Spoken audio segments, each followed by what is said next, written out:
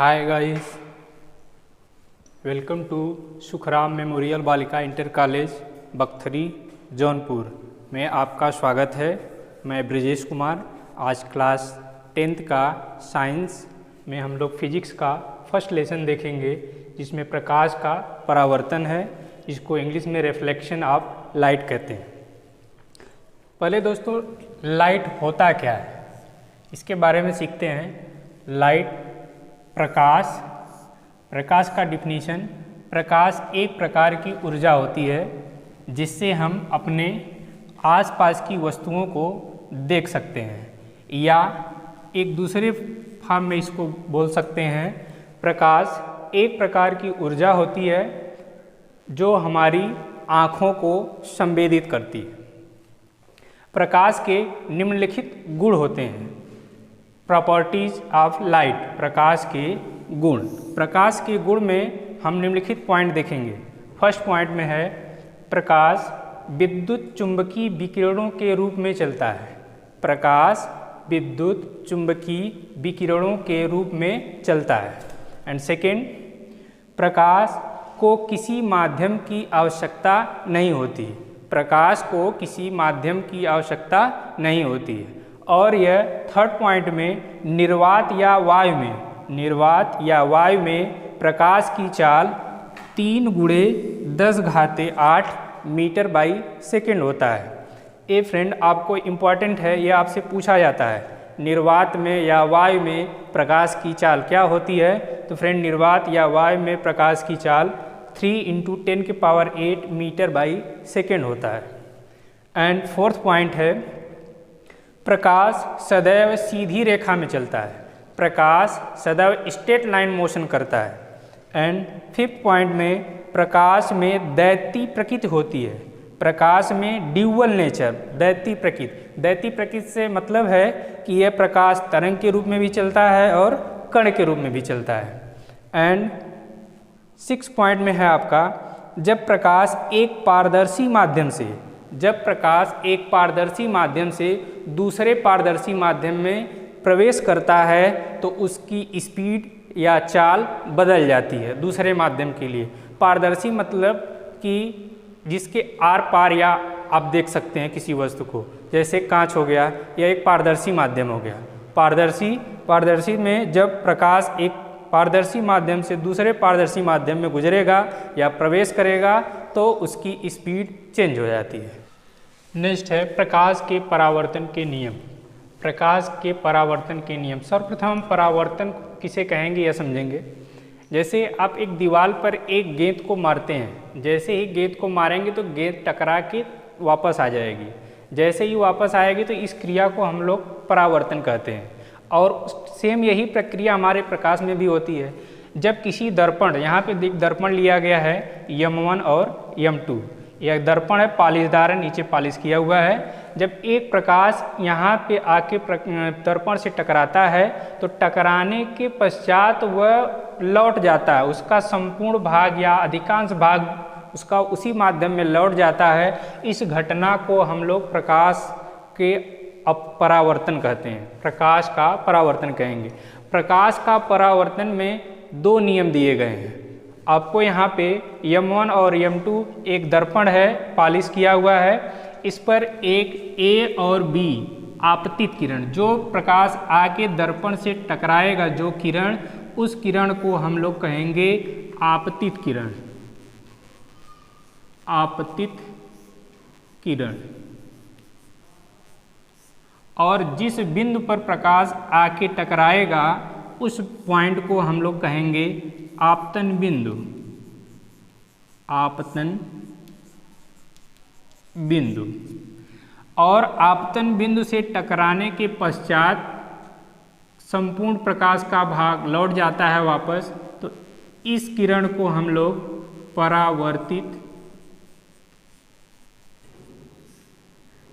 किरण कहेंगे।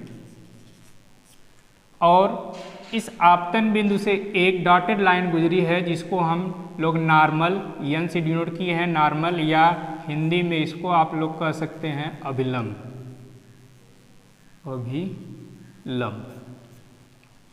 तो फ्रेंड यहाँ पर फिगर के माध्यम से हम समझेंगे कि प्रकाश के परावर्तन के नियम क्या हैं। जो प्रकाश दर्पण से आके टकराएगा प्रकाश किरण, ए बी यहाँ पे दिखाया गया है कि ए से बी पर प्रकाश आ रहा है, इसलिए इस किरण को आपतित किरण कहेंगे।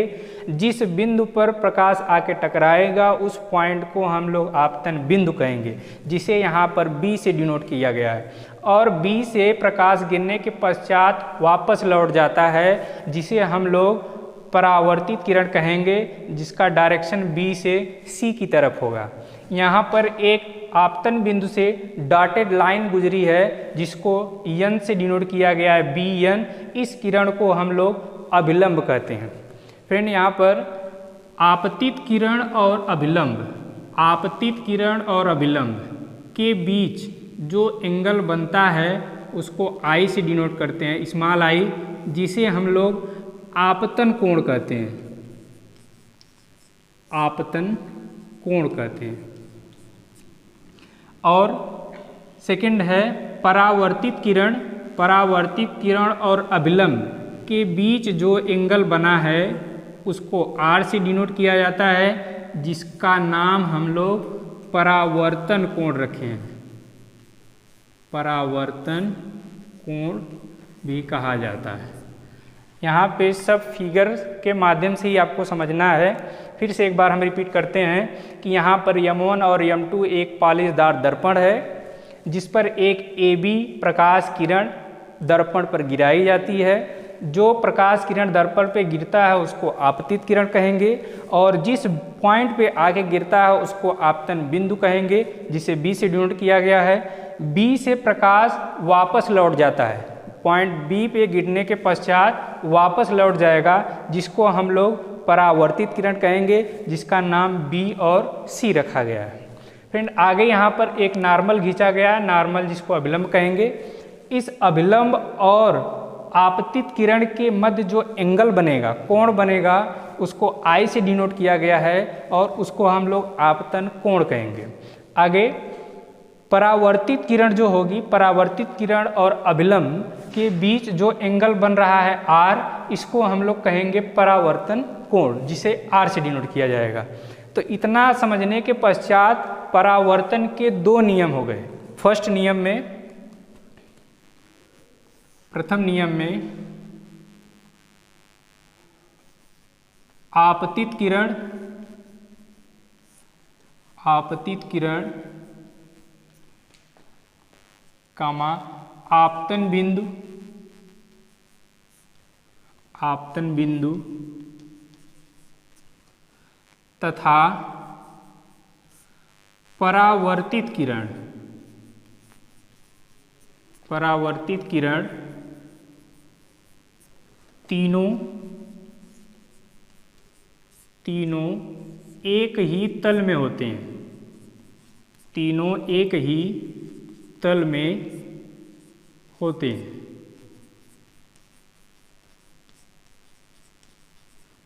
एंड सेकेंड है, फिर से आपतित किरण, जो प्रकाश आया है इसको आपतित किरण कहेंगे। आपतन बिंदु पॉइंट बी है, आपतन बिंदु, तथा परावर्तित किरण, परावर्तित किरण जो वापस लौट के गई है किरण, परावर्तित किरण, तीनों एक ही तल में होते हैं, स्थित होते हैं। एंड सेकेंड नियम है इनका कि जो यहाँ पर आपतन कोण आई बना है, यह सदैव परावर्तन कोण के बराबर होता है। तो सेकेंड में हो जाएगा आपतन कोण, आपतन कोण सदैव परावर्तन कोण के बराबर होता है, बराबर होता है।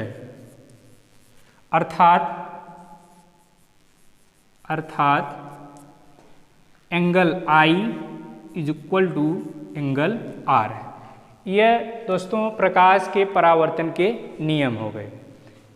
एक बार मैं फिर से सब रिपीट करता हूँ। प्रकाश के परावर्तन के नियम में प्रकाश का परावर्तन क्या होता है? जब प्रकाश किसी पालिशदार या चिकने तल पर गिराया जाता है तो उसका अधिकांश भाग वापस लौट जाता है, इस प्रक्रिया को, इस घटना को हम लोग प्रकाश का परावर्तन कहते हैं। प्रकाश के परावर्तन के दो नियम होते हैं, यहाँ पे आपको समझाया गया है फिगर।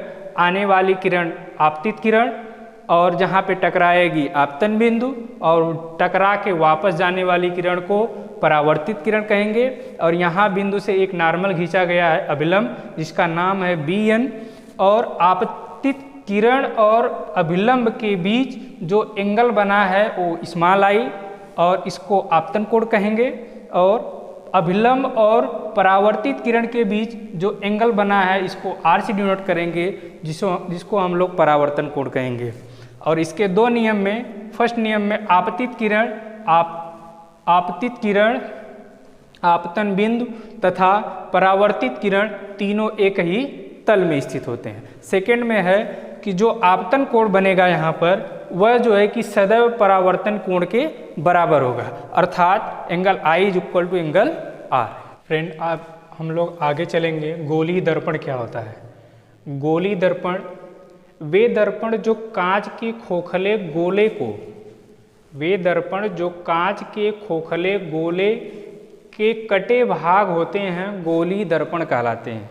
कोई खोखला गोला है, उसको काट कर जो कटे हुए भाग को हम लोग क्या कहेंगे? गोलीय दर्पण कहेंगे। और गोलीय दर्पण दो प्रकार के होते हैं। गोलीय दर्पण दो प्रकार के होते हैं। फर्स्ट है अवतल दर्पण और दूसरा है उत्तल दर्पण। अवतल दर्पण को सबसे पहले हम अगर देखते हैं तो अवतल दर्पण वे गोलीय दर्पण जिनमें उभरे तल पर, वे गोलीय दर्पण जिनमें उभरे तल पर कलई होती है। कलई देखिए यहाँ पर एक हमने अवतल दर्पण लिया है, यह कलई किया हुआ भाग है, यहाँ पे लिख देते हैं कलई किया तल। अच्छा, यह फ्रेंड आपने देखा होगा दर्पण के पीछे लाल कलर का या भूरा कलर का रंग पेंट किया जाता है, उसी को हम लोग कलई करना कहते हैं। और वह रेड कलर का भाग रेड ऑक्साइड कहलाता है, रेड ऑक्साइड कहलाता है। रेड ऑक्साइड का लेप लगा होता है, उसी को कलई किया कहना कहते हैं। यह कलई किया हुआ भाग है, यह उभरा हुआ भी भाग है। अब यहाँ पर वे गोलीय दर्पण जिनके उभरे तल पर, उभरा हुआ भाग पर कलई किया होता है, और कलई किस चीज़ का किया होता है? रेड ऑक्साइड का किया होता है। तथा परावर्तन अंदर की सतह की ओर, परावर्तन अंदर की सतह, परावर्तन का मतलब कि यहाँ पर गिरने के पश्चात प्रकाश लौट आता है, तो उसे प्रकाश का परावर्तन कहेंगे। प्रकाश का परावर्तन अंदर की ओर दबी सतह से होता है। अंदर की ओर दबी सतह यहाँ पर है अंदर की ओर, और यह उभरा तल बाहर की ओर है, तो अंदर की ओर दबी सतह से होता है तो वह अवतल दर्पण कहलाता है। यहाँ पे आपको फिगर के माध्यम से बता दिया गया है कि यह एक अवतल दर्पण है जिसके उभरे हुए तल पर कलई किया गया है, और कलई किस रंग का होता है? रेड ऑक्साइड होता है। उसे यहाँ पे पेंट कर दिया जाता है, जिसको पॉलिश करना भी कहेंगे। और वह इस अवतल दर्पण में जो प्रकाश का परावर्तन होता है अंदर की ओर जो सतह दबी है उससे होता है। यहाँ से यह प्रकाश इस पर गिराया जाता है और अंदर के भाग से यह वापस लौट आता है, तो इस क्रिया को प्रकाश का परावर्तन भी कहते हैं। और जो प्रकाश यहाँ से यहाँ पर जाता है टकराने के लिए, उसको हम लोग आपतित किरण, और टकराने के बाद वापस जब लौट के आता है तो परावर्तित किरण, और जो यह लंबवत लाइन है इसको अभिलंब भी कहेंगे। यह फ्रेंड अवतल दर्पण के बारे में। अब हम लोग उत्तल दर्पण, अब हम लोग सेकेंड भाग देखेंगे उत्तल दर्पण। उत्तल दर्पण में वे गोलीय दर्पण जिनमें दबे हुए तल पर कलई होती है, अंदर की तरफ कलई होती है, कलर किया रहता है, पेंट किया रहता है। यह कलर किसका होता है? रेड ऑक्साइड का, लाल ऑक्साइड का होता है। तथा परावर्तन बाहरी उभरी सतह से होता है। बाहर की तरह जो उभरा भाग है इससे जो है कि परावर्तन की क्रिया होती है, जो उत्तल दर्पण कहलाता है। अच्छा, इसमें जो प्रकाश का यह उभरा हुआ तल है इस पर जो है कि परावर्तन की क्रिया होती है, तो यह जो प्रकाश यहाँ से यहाँ पे गया है आपतित आपतित किरण और तथा यहाँ पर अभिलंब यहाँ से टकराने के बाद जब वापस आया है तो परावर्तित किरण, परावर्तित किरण। और कलई किया हुआ भाग अंदर की तरफ होता है और यह लाल ऑक्साइड से कलर किया जाता है और यह उत्तल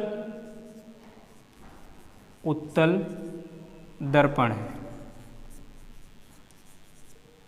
तो हम लोगों ने गोली दर्पण देखा। गोली दर्पण दो प्रकार के हैं, अवतल दर्पण और उत्तल दर्पण। अब हम लोग इसके दोनों दर्पणों के उपयोग के बारे में पढ़ेंगे कि इनके उपयोग क्या क्या हैं। फ्रेंड, हम अब लोग गोली दर्पण और गोली दर्पण में हम लोग दो दर्पण पढ़े हैं, अवतल दर्पण और उत्तल दर्पण। अब इसका हम लोग दैनिक जीवन में उपयोग देखेंगे कि इसका उपयोग क्या क्या है। इसमें हम आपको अलग अलग दो पार्ट में करके समझाए हैं। एक में अवतल दर्पण लिए हैं, दूसरे में हम उत्तल दर्पण लिए हैं। इसमें निम्नलिखित पॉइंट को हम लिखे हैं कि जो दैनिक जीवन में उपयोग में आते हैं।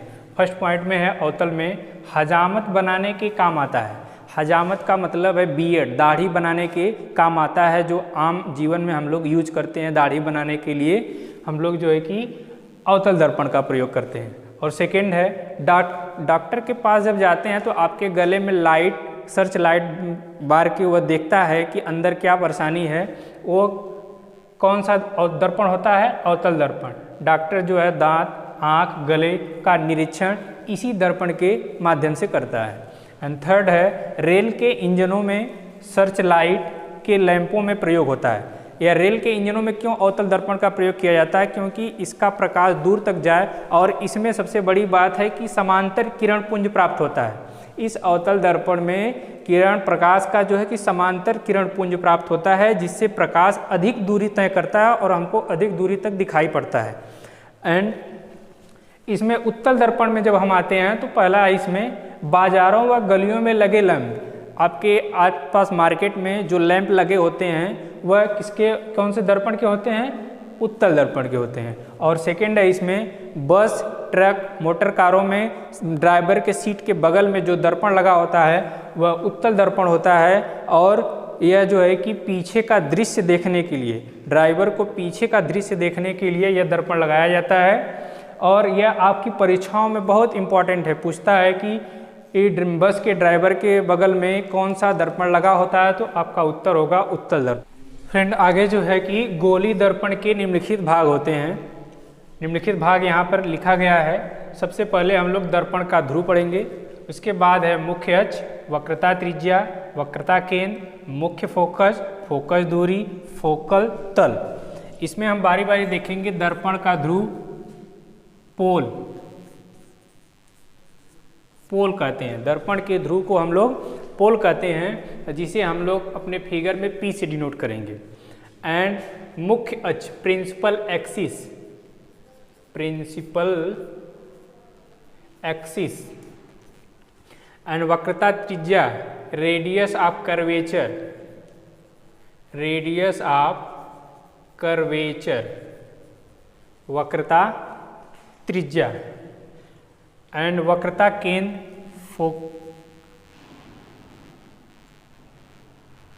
Centre of curvature, centre of curvature. मुख्य focus principal focal. And focus दूरी फोकल लेंथ, फोकल लेंथ।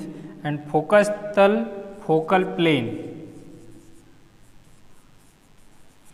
इन सबको इंग्लिश वर्जन भी हमने यहाँ पे नोट डाउन कर दिया है। दर्पण का ध्रुव, जिसको हम लोग पोल कहेंगे, जिसे डिनोट करेंगे P से। मुख्य अक्ष प्रिंसिपल एक्सिस कहेंगे। वक्रता त्रिज्या रेडियस ऑफ कर्वेचर होता है। वक्रता केंद्र सेंटर ऑफ कर्वेचर होता है। मुख्य फोकस प्रिंसिपल फोकल होता है। फोकस दूरी फोकल लेंथ। एंड फोकस तल फोकल प्लेन।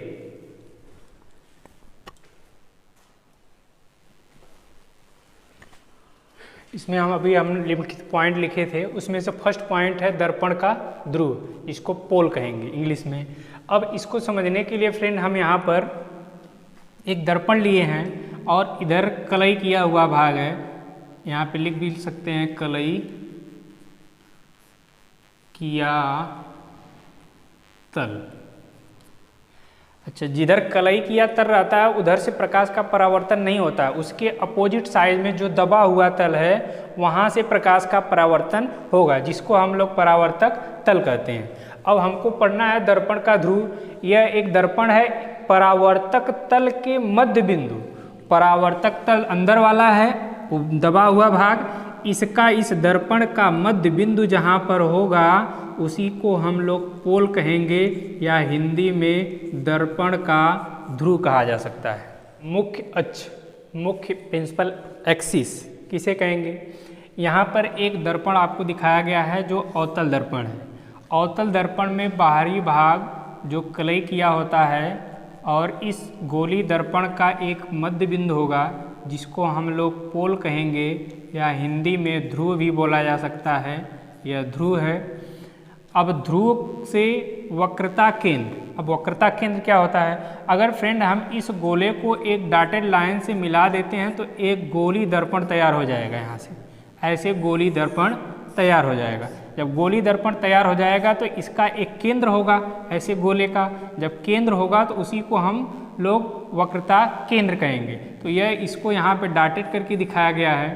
तो इस पोल, ध्रुव तथा वक्रता केंद्र को मिलाने वाली जो रेखा होगी, इस तरह अगर इसको मिला दिया जाए तो यह एक रेखा होगी जिसको हम लोग मुख्य अक्ष कहेंगे, मुख्य अक्ष कहेंगे, प्रिंसिपल एक्सिस। फिर से एक बार रिपीट कर देते हैं। मुख्य अक्ष में एक अवतल दर्पण लिया गया है, इसका उभरा हुआ तल कलई किया हुआ रहता है और परावर्तन इसका अंदर दबे हुए तल से होता है। अगर इसको हम डॉटेड करके मिला देते हैं तो एक गोली दर्पण तैयार हो जाता है, और गोली दर्पण तैयार होगा तो इसका एक केंद्र होगा जिसको हम लोग वक्रता केंद्र कहेंगे। और इस ध्रुव से और वक्रता केंद्र को मिलाने वाली जो रेखा होगी उसी को हम लोग मुख्य अक्ष कहेंगे।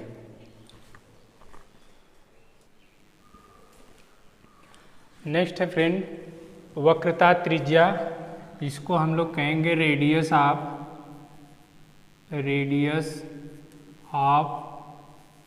कर्वेचर, रेडियस ऑफ कर्वेचर, वक्रता त्रिज्या। अब फ्रेंड आप यहाँ पे देख सकते हैं कि एक ऐसा दर्पण है, तो बाहर की तरफ कलई किया हुआ है और इसका परावर्तन अंदर दबे हुए तल से हो रहा है, इसलिए यह कैसा दर्पण होगा? अवतल दर्पण, यह अवतल दर्पण है। और इसका मध्य बिंदु जहाँ पर परावर्तन तल होता है उसका मध्य बिंदु को क्या कहते हैं? हम लोग पोल कहते हैं, जिसको हम लोग P से डिनोट करेंगे और हिंदी में इसको ध्रुव भी कहेंगे। अच्छा, यहाँ पर आपको एक वक्रता केंद्र बताया गया कि अगर यह गोले को डॉटेड करके हम लोग मिला दें अगर, तो यहाँ पर इसका एक केंद्र तैयार होगा जिसको हम लोग वक्रता केंद्र कहेंगे, इसको C से डिनोट किया जाता है। तो यहाँ पर वक्रता त्रिज्या के बारे में हमको पढ़ना है। तो गोली दर्पण कांच के जिस गोले का भाग होता है, गोली दर्पण कांच के जिस गोले का भाग होता है उसकी त्रिज्या को दर्पण की वक्रता त्रिज्या कहते हैं। तो यहाँ पे फ्रेंड आप दूसरे तरह से इसकी परिभाषा भी दे सकते हैं, या करके इसकी परिभाषा कैसे हो सकती है कि किसी दर्पण का ध्रुव तथा वक्रता केंद्र C के बीच की दूरी को हम लोग वक्रता त्रिज्या कहेंगे, वक्रता त्रिज्या कहेंगे। और इस वक्रता त्रिज्या को हम लोग कैपिटल R से प्रदर्शित करेंगे। मुख्य फोकस किसे कहेंगे? मुख्य फोकस में हम लोग समझेंगे कि यहाँ पर हमने एक दर्पण लिया है, गोली दर्पण, तो आप यह समझ सकते हैं कि इसका कलई हुआ किया हुआ भाग उभरा है, इसलिए यह कैसा दर्पण होगा? अवतल दर्पण होगा, अवतल दर्पण होगा। और इस अवतल दर्पण का एक ध्रुव होगा जिसको हम लोग P से डिनोट करेंगे, और इसका एक वक्रता केंद्र इधर कहीं पे होगा, इसका परावर्तन जो है कि अवतल दर्पण का दबे हुए भाग से होता है, इसलिए इधर अंदर की तरफ कहीं पर वक्रता केंद्र होगा, जिसको हम लोग C से डिनोट करेंगे। तो फ्रेंड मुख्य फोकस में क्या होता है कि प्रिंसिपल पोल और वक्रता केंद्र को मिलाने वाली रेखा क्या कहलाती है? मुख्य अक्ष कहलाती है। यह आपका हो गया मुख्य अक्ष। अब मुख्य फोकस में आता है कि गोलीय दर्पण के मुख्य अक्ष के समांतर किरणें अगर गुजर रही हैं, मुख्य अक्ष के समांतर मतलब इसी के समांतर, अब इस परावर्तक तल पर किरण टकराएगी जाकर, यह टकरा रही है जाकर। टकराने के पश्चात समांतर रेखाएं होनी चाहिए। यह टकराने के पश्चात यह परावर्तन होगा इसका, और परावर्तन होने के बाद जिस पॉइंट पर यह रेखाएं एक दूसरे को काटती हैं, जिस पॉइंट पे यह रेखाएं एक दूसरे को काटती हैं, उसी को मुख्य फोकस कहेंगे। यह इसको कैपिटल F से डिनोट किया जाता है। और टकराने के पश्चात इसका डायरेक्शन चेंज हो जाएगा। तो डायरेक्शन भी दिखाना बहुत ज़रूरी है यहाँ पर, क्योंकि इससे पता चलेगा कि किरण किधर से किधर जा रही है।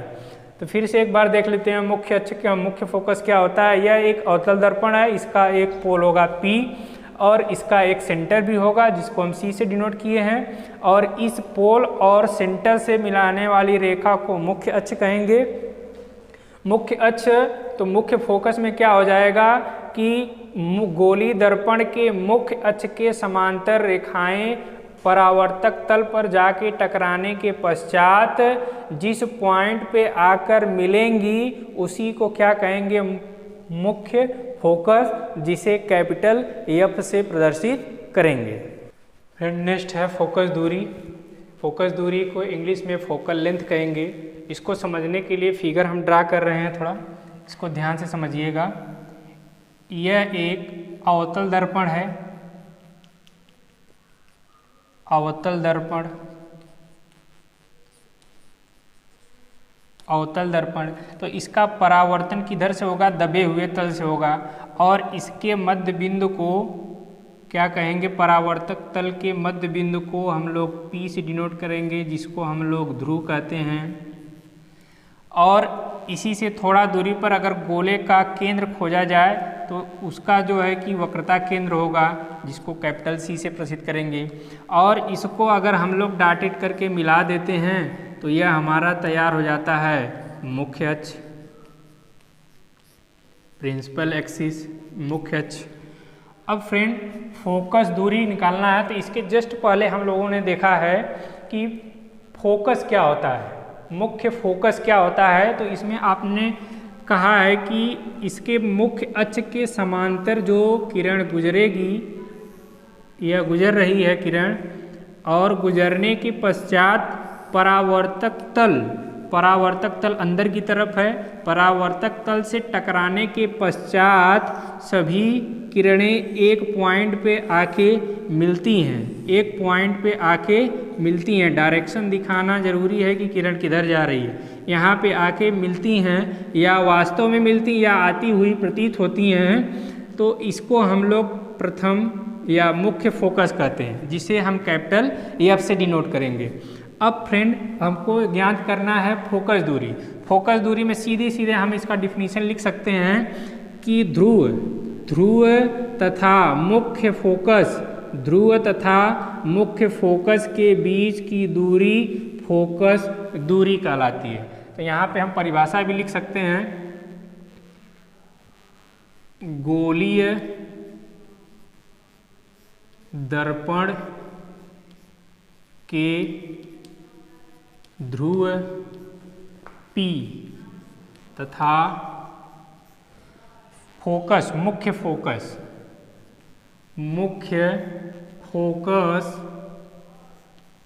कैपिटल F के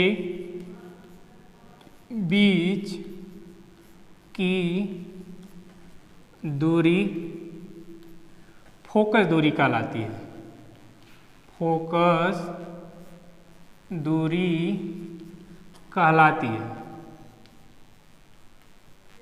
कहलाती है। इसे फ्रेंड स्मॉल एफ से डिनोट किया जाता है, इसे स्मॉल एफ से प्रदर्शित करते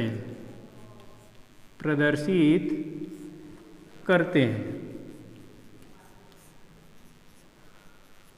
फ्रेंड ये कक्षा 10 के लिए बहुत इम्पॉर्टेंट है, बार बार पूछा जाता है फोकस दूरी क्या होती है। तो आपको यहाँ पे फिगर के माध्यम से आपको बता दिया गया कि गोलीय दर्पण का जो ध्रुव होगा और उसका मुख्य फोकस के बीच का डिस्टेंस जो होगा उसी को हम लोग फोकस दूरी कहेंगे, जिसे हम स्मॉल एफ से प्रदर्शित करते हैं। तो यहाँ से एक रिलेशन और आपको पूछा जाता है कि फोकस दूरी स्मॉल एफ तथा वक्रता त्रिज्या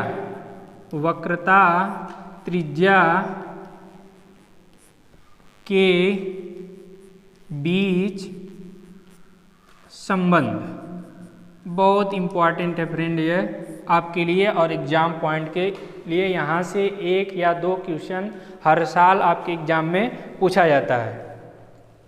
तो फ्रेंड यहाँ से ये रिलेशन फोकस दूरी वक्रता त्रिज्या को हम लोग कैपिटल R से डिनोट किए थे, इसलिए यहाँ पे फोकस दूरी F इज इक्वल टू हो जाता है R/2। फोकस दूरी F बराबर R/2। यहाँ से एक परिभाषा और दे सकते हैं फोकस दूरी का, कैसे दे सकते हैं वो कि R क्या है, वक्रता त्रिज्या है। वक्रता त्रिज्या का आधा या वक्रता त्रिज्या की आधी जो डिस्टेंस होगी उसी को हम लोग फोकस दूरी कहेंगे, इसे F से डिनोट करेंगे। यहाँ से आपसे रिलेशन पूछा जाता है ये, या यह भी कर सकते हैं कि R बराबर क्रॉस मल्टीप्लाई हो जाएगा इसका, तो यहाँ पे हो जाएगा 2 × F। यह भी रिलेशन है। इन दोनों में से आपके यहाँ सवाल भी आती है, प्रॉब्लम सॉल्व किया जाएगा। एंड फोकस दूरी पे हम लोग यहाँ पे 2 प्रॉब्लम लिए हैं हल करने के लिए। तो पहला है 30 सेंटीमीटर वक्रता त्रिज्या वाले 30 सेंटीमीटर वक्रता त्रिज्या वाले अवतल दर्पण की फोकस दूरी ज्ञात कीजिए। तो इसका सलूशन हम लोग देखेंगे। सलूशन यहाँ पे एक चीज़ नोट डाउन आप लोग कर लीजिएगा, आगे की क्लास में हम लोग पढ़ेंगे कि कैसे यह माइनस कैसे प्लस होगा, वो आगे देखेंगे। अवतल दर्पण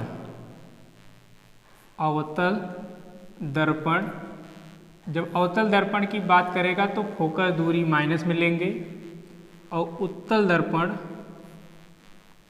दर्पण जब कहेगा तो फोकस दूरी को हम प्लस में लेंगे। इतना ध्यान रखिए, आगे की क्लास में इसको भी डिफाइन कर दिया जाएगा कि ये कैसे होता है। आगे यहाँ पे सॉल्यूशन, आपको वक्रता त्रिज्या दिया गया है। वक्रता त्रिज्या को हम लोग R से डिनोट करते थे। R is equal to 30 centimetre.